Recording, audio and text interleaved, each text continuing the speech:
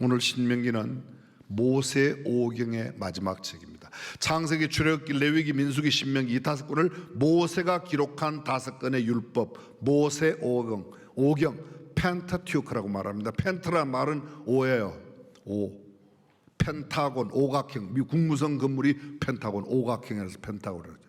펜티엄 586 시리즈의 컴퓨터를 펜티엄이라고 말하는 게 그게 펜트가 5를 말합니다.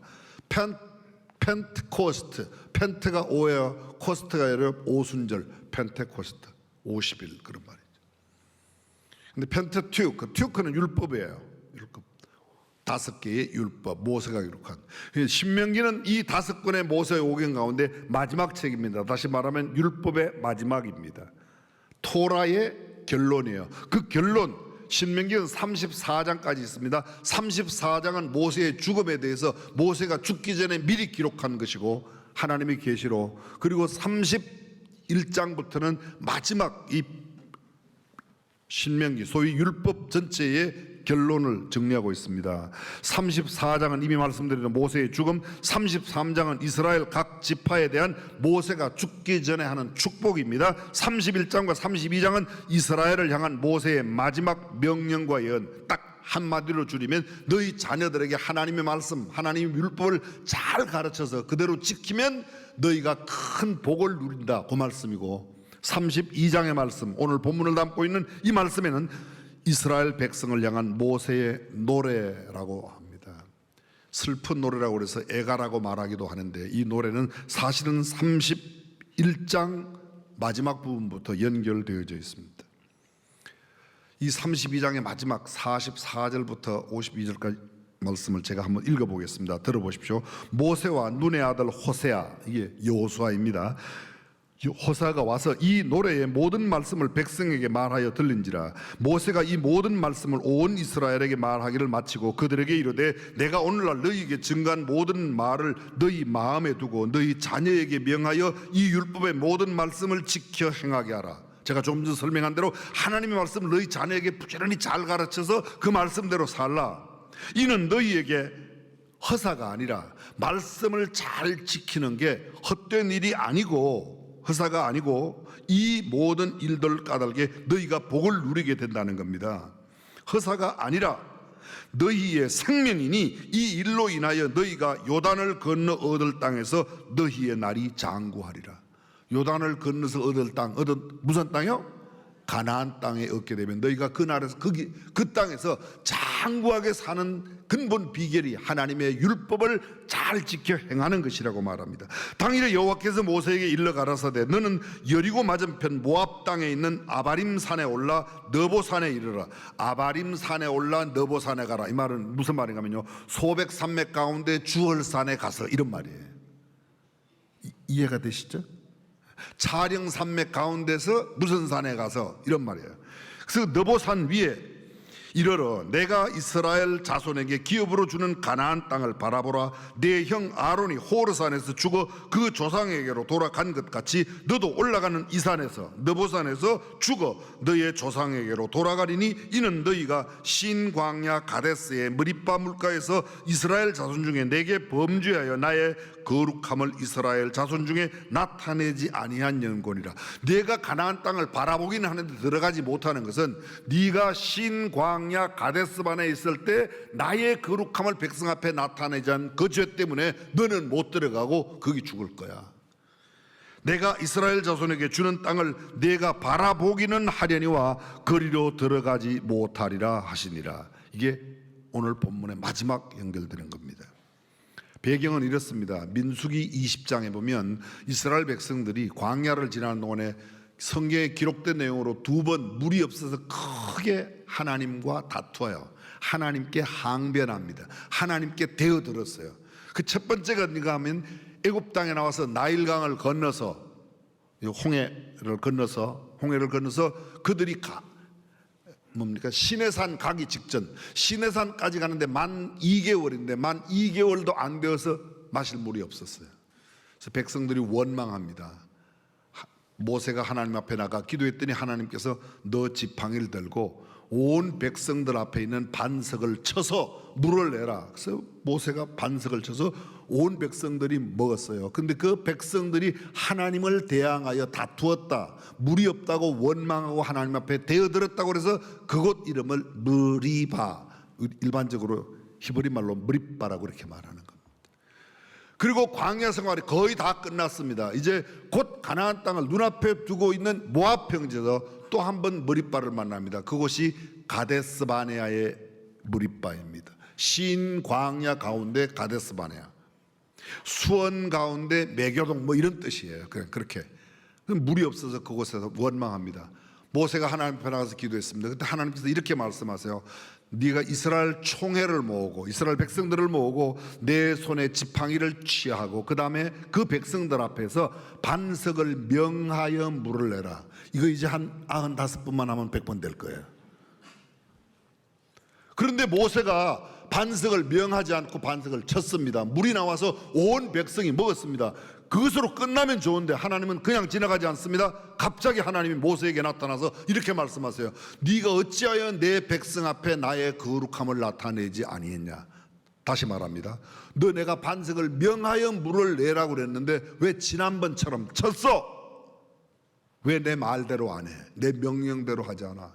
그게 원인이 되어 가나안 땅을 구경만 하고 못 들어가는 이야기가 오늘 본문 맨 마지막에 연결되어져 나옵니다.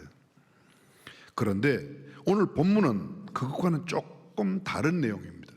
이런 이야기가 모세의 죽음 직전에 모세에게 마지막 들려주는 그 이야기 가운데 10절 오늘 본문입니다. 여호와께서 그를 황무지에서 짐승의 부르짖음 광야에서 만나시고 후회하시며 보호하시며 자기 눈동자같이 지키셨도다. 이스라엘 백성들을 황무지, 여기 말하는 건 애굽 땅을 말합니다. 광야, 이게 짐승이 부르짖는 광야는 40년 그들이 살아왔던 광야를 의미합니다. 그 광야에서 하나님이 그들을 만나 주시고 호위하여 주시고 보호하여 주시고 자기 눈동자같이 지키셨다고 말합니다. 저는 이 부분을 중심으로 오늘 설교 제목이 좀 이상해요, 그죠? 하나님이 함께 하시는 6.25 이렇게 됐단 말이에요. 이스라엘 역사와 함께 하신 하나님, 그걸 우리 대한민국 역사에 비춘다면 6.25라는 전쟁은 하나님이 함께 하시지 않았다면 결단코 대한민국이 이 땅에 존재할 수 없는 것으로 끝났어야 돼요. 하나님이 전적으로 도우셨다는 것이죠. 마치 독수리가 그 보금자리를 어지럽게 하여 그 새끼 위에 너풀거리며 그 날개를 펴서 새끼를 받으며 그 날개 위에 그것을 엎는 것처럼, 날개 위에 등에 엎는 것처럼, 없는 게 아니고 업었다는 말이에요. 없는 것처럼 그렇게 하나님께서 이스라엘 백성들을 인도하셨다. 그 말을 그대로 대한민국 백성들에게 적용해 보겠습니다. 우리 민족을 하나님께서 그런 6.25 가운데도, 그런 가난 가운데도, 그 일제의 억압 속에서도 하나님께서 우리를 지키시고 호위하시고 보호하시고 업고 가신 줄로 믿습니다. 여호와께서 홀로 그들을 인도하셨고, 다시 말하면 이건 그 누구의 도움, 물론 유엔군의 도움이 있습니다. 참전 용사들의 희생과 봉사, 그들의 생명이 있습니다. 그러나 그것보다 그 근본적인 하나님의 지키심, 보호하심이 있다는 겁니다. 여기에 하나님의 무한하신 사랑이 담겨져 있는 민족, 황무지, 광야 등 애굽의 40년 광야 생활 그곳에 함께 하셨던 것처럼 우리 민족의 역사에 함께 하신 하나님께서 우리를 만나주시고 지켜주시고 보호해주시고 눈동자같이, 여러분 눈동자같이 보호한다는 말이 사람이 위험을 닥쳤을 때 가장 먼저 보이는 반응이 어딘가 하면요, 눈이에요. 안 때리고 이렇게 손질해가도 금방 눈 깜빡해, 그렇죠? 아니 안 찔러도 이렇게 하면 그냥 눈 깜빡한다는 게 그게 뭔가 하면 눈꺼풀로 누나를 보호한다는 거야. 하나님께서 마치 우리 눈꺼풀이 누나를 보호하듯이 우리를 그렇게 지키시고 보호하셨다. 믿으시면 아멘. 그렇습니다. 이 광야 생활을 통해서 우리를 훈련시키셨어요. 마치 독수리의 새끼를, 독수리 새끼가 점점 크면 독수리는 그런다고 합니다. 독수리 새끼를 키우던 그 집을 완전히 다 헐어낸대, 엄마 독수리가. 그럼 아기 독수리들이 살 곳이 없어서 처음부터 난리를 때릴 때 엄마 독수리가 자기 날개 위에 새끼 독수리를 들고 공중 높이 올라가 귀암 절벽 같은 데다가 떨어뜨린대요. 그 막 죽겠다고 막 소리를 지르면서 내릴 거 아닙니까? 막 날개를 뻗으면 거의 막 죽겠다 그럴 때 갑자기 어미독소리가 밑으로 샥 날아와서 자기 등에 다시 엎고 올라가고, 그래서 견뎌내는 독수리는 살아남고 그렇지 않은 것은 죽고, 이스라엘 백성들을 하나님께서 그렇게 훈련하셨듯이 우리 대한민국 백성도 하나님께서 그렇게 하셨다는 이야기를 지금 드리고 싶은 겁니다. 자, 여러분, 하나님의 말씀을 기억하는 것 못지않게 지난번에 옛날을 기억하고 역사를 생각하라. 저는 대한민국의 역사를, 대한민국의 옛날, 쉬운 말로 말하겠습니다. 6.25를 좀 기억하고 6.25에 대해서 생각할 수 있어야 되는데 우리 너무 잊고 살지 않나 생각이 들어요. 6.25를 얼마나 알고 계십니까? 6.25가 남쪽에서 북쪽으로 침공해 갔다고 믿는 사람이 지금 대한민국 세대들 가운데 47%가 우리가 쳐들어갔다고 생각해요. 이 어르신들 기가 막힐 노릇이에요. 지금 말도 안 되는데 6.25 전쟁이 무슨 영남 호남 싸웠다고 생각하는 사람들이 수두룩해요. 왜 그럴까요? 우리가 제대로 안 가르쳐서 그런 거죠. 제가 정리를 한번 해보겠습니다. 1950년 6월 25일 새벽 4시, 1953년 7월 27일 밤 10시까지 1129일 동안 있었던 한반도의 전쟁, 그게 6.25 전쟁입니다. 6.25 전쟁은 김일성이 기획하고 스탈린이 승인하고 모택동이 지원한 전쟁, 그게 6.25 전쟁의 실체입니다. 1949년 6월 미군이 철수했습니다. 1950년 4월 미군이 떠나고 난 뒤 10개월 만에 김일성이 스탈린을 찾아가서 남한 침공할 거라고, 그래서 승낙을 얻습니다. 소련의 군사 고문단들이 북한에 들어왔습니다. 그들의 가장 핵심적인 내용은 선제 타격이에요. 선제 타격을 쉬운 말로 말하면 남한 몰래 빨리 남한에 먼저 우리가 쳐들어가서, 그런데 무슨 북한에 우리가 쳐들어갔다, 말도 안 되는 소리를 하고 있어요. 여러분, 6.25 전쟁 당시에 남북한의 비교는 이렇습니다. 남한의 병력은 10만 5,750이면 북한은 19만 8,380명, 거의 2배예요. 남한에는 탱크가 빵대 있었습니다. 빵대라고 아십니까? 한 대도 없었어요. 0대예요. 북한은요 242대나 탱크가 있었어요. 북한에는 대포가 728문이었는데 남한에는 대포가 91문, 91개밖에 없었습니다.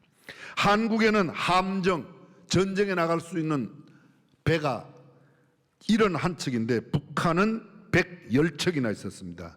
대한민국의 항공기 22대 가운데 전투기는 한 대도 없었습니다. 북한에는 211대의 전투 비행기, 항공기가 있었고 그 중에 전투기가 197대나 있었습니다. 그럼 이 두 나라가 싸우면 누가 이기겠어요? 아니, 우리가 이미 알고 있는 역사 말고 이런 북한하고 남한하고 만약 싸웠다 누가 이겨요? 이건 마치 실험으로 말하면요 2만기하고 유치원생하고 싸우는 거하고 똑같은 거예요. 누가 이겨요? 유치원이 이기지, 그죠? 말도 안 되는 거예요. 그런데 지금 현재 상황은 어떠합니까? 이 역사 못지않게 조금만 그 뒤로 올라가면 1945년도에 대한민국이 일제로부터 해방을 해요. 그리고 정치는 완전히 남북한이 조금 다른 영향을 받습니다. 근데 그때 남한의 가장 정치적 영향이 큰 사람이 박헌영이라는 사람이에요. 아실 거예요. 그 사람이 만든 당이 남노당입니다. 남한 노동당이에요. 그건 북한의 공산당하고 아주 일맥 가까운 당입니다. 그래요, 안 그래요? 그래요.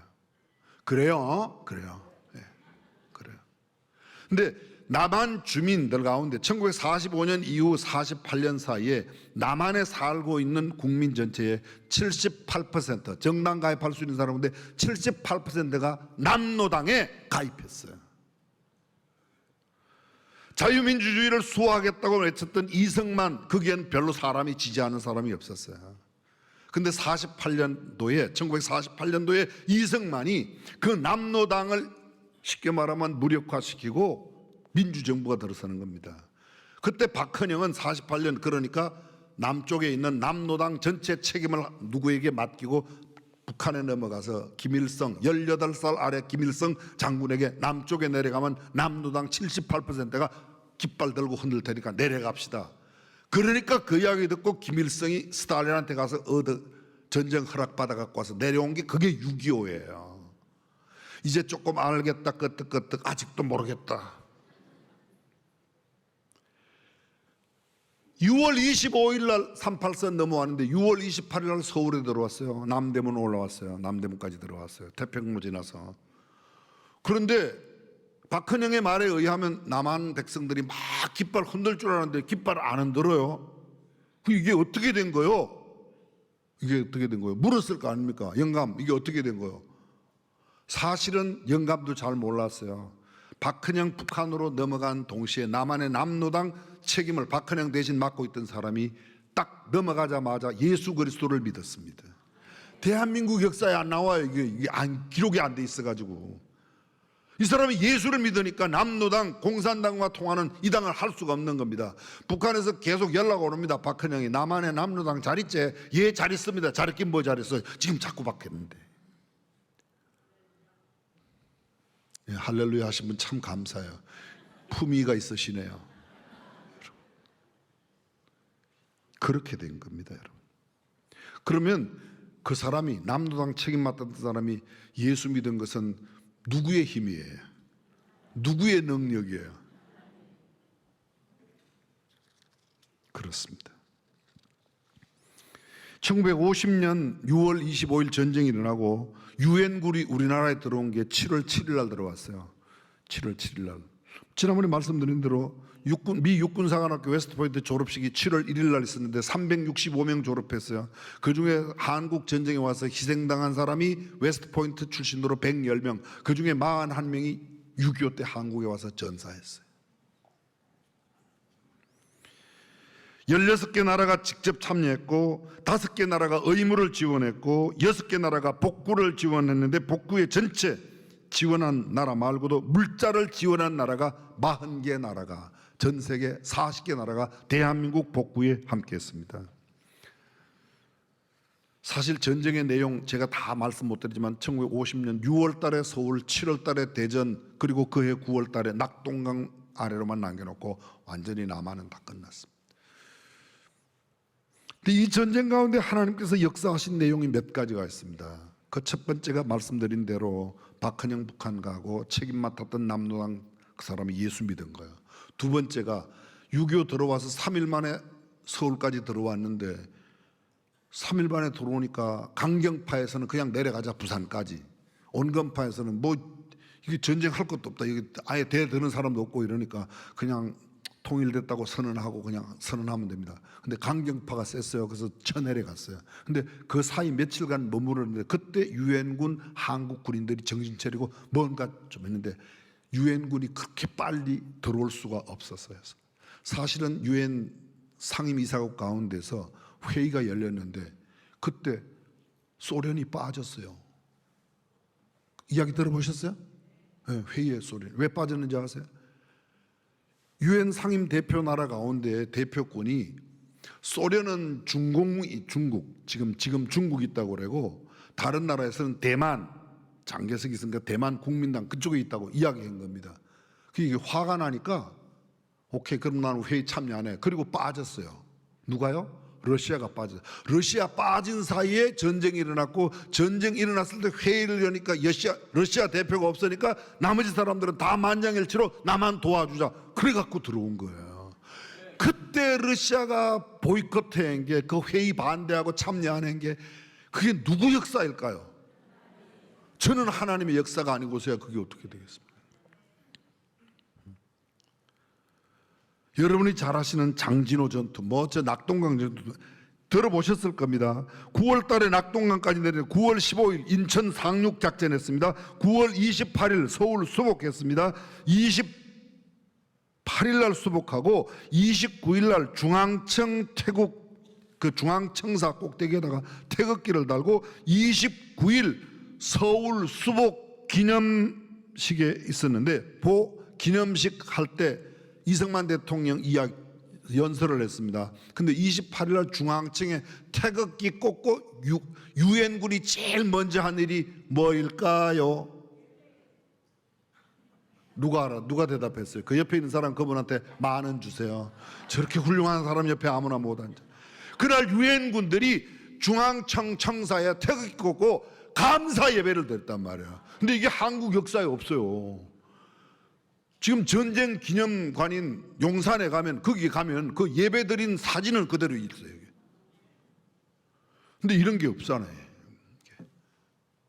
유엔군들이 와서 한 일이 태극기 꽂고 하나님 서울을 수복하게 해주셔서 자기네를 따라 타는 것도 아니잖아요. 남의 나라 전투에 와서 이름도 모르고 성도 모르고 이름도 몰라요. 그 사람들을 위해서 싸우고 복구했다고 태극기 꽂고 하나님 앞에 감사 예배를 먼저 드렸다. 저는 그 사람들은 신앙인이라고 생각해요. 10월 19일 평양을 탈환합니다. 10월 30일 평양 시민 해방됐다고 평양에 가서 이승만 대통령이 연설을 했습니다. 그런데 10월 19일 평양 탈환인데 평양 탈환 8일 전인 10월 11일 날 김일성은 중국으로 도망갔어요. 1950년 10월 14일 그 이후에 중공군이 개입되면서 또 막 밀려 내려옵니다. 그때 12월 4일 5일 이틀 동안 대동강을 건너온 평양 시민만 5만 명이고 6.25 전쟁 3년 동안에 북한에서 남한으로 월남해 온 사람이 300만이 넘습니다. 북한이 좋으면 남한에서 북한으로 가지 왜 북한에서 남한으로 옵니까? 물론 남한에 있다가 지발로 북한에 넘어간 사람도 꽤 있어요. 그게 좋다고 한 사람. 반공 포로 가운데서도 북한으로 가겠다는 사람 그냥 했고 공산주의를 반대한다는 사람들은 남한에 그 사람들은 다 정착했지 않습니까? 이 일 누가 했어요? 하나님께서 하나님의 사람 통해서 이 일을 했습니다. 1950년 11월 27일부터 12월 8일까지 열흘 동안 있었던 장진호 전투, 낭림 산맥 중심으로 장진호와 부전호 두 개의 호수 밑에 있는 쭉 그 밑에 내려오면 고토린가 있고 그 밑에 오면 흥남 있고 흥남 밑에 오면 함흥 밑에 흥남부두. 그때 왜 흥남부두에 굳세어라 금수나 그런 노래 나온 거 있죠. 제가 뽑아왔어요. 여기 예배 시간이라 부르지는 않겠습니다. 가사는 보니까 눈보라가 휘날리는 바람찬 흥남부두에 목을 놓아 불러보았다. 차자를 봤다. 금수나 어디로 가고 길을 잃고 헤매었더냐. 피눈물을 흘리면서 일사이후 나홀로 왔다. 잃어버린 여동생 금순이를 찾는 오빠의 이야기가 1962년 영화 주제가로 나왔던 이야기가 있습니다. 흥남 철수 때 거기 철수 때 아마 이야기 들어보셨을 겁니다. 군인들만 10만 명 이상 그냥 일반 피난민들이 9만 8천 명 한꺼번에 약 20만 명이 흥남에서 빠져나왔습니다. 그때 죽었던 유엔군이 중공군 12만 명에게 유엔군 3만이 완전히 포로가 돼서 거의 도가내던 지였는데 개진이 기적같이 그분들이 빠져나옵니다. 그리고 거기에서 죽은 사람이 7천 명이 죽었습니다. 유엔군이 7천 명, 지금 여기에 모인 숫자의 몇 배 되는 사람이 그냥 젊은 군인들이. 세계 전쟁 역사상 가장 큰 규모의 해상 철수 작전이 여기에 있었던 겁니다. 제가 지금 말씀드리려고 하는 가장 핵심적인 내용이 뭔가 6.25 전쟁 가운데 하나님의 역사로 남로당 책임자였던 사람이 예수를 믿어 변화된 사건이며 그냥 3일 만에 서울까지 들어왔던 사람이 왜 그냥 내려간다고 그냥 선언 안 하고 했대. 그게 어쩐 일이며 더구나 러시아가 그때 회의에 빠진 것은 무슨 일이며 이거 사람이 빠지라고 빈다고 될 일이겠습니까? 이것을 해석할 수 있는 해석이 어디에 있어요? 저는 목사로서, 저는 신앙인으로서, 저는 대한민국 한 백성으로서 생각해 보건데 하나님의 역사가 아니고는 도저히 설명할 수 없어요. 이스라엘 백성들이 기가 막힐 위기와 그 역경 가운데서도 하나님께서 그들을 지켜 오늘까지 저렇게 건재한 것처럼 우리가 하나님을 여호와를 우리의 하나님으로 삼고 신앙 정신 제대로 지키고 살면 하나님께서 앞으로도 대한민국을 축복해 주실 줄로 믿습니다. 인간의 머리 좋은 거, 힘 좋은 것 갖고 아닙니다. 전적으로 하나님을 신뢰하고 하나님께서 함께 하시는 대한민국 되기를 소망하며 아름답게 살아가는 저와 여러분이 되시기를 주님의 이름으로 축원합니다.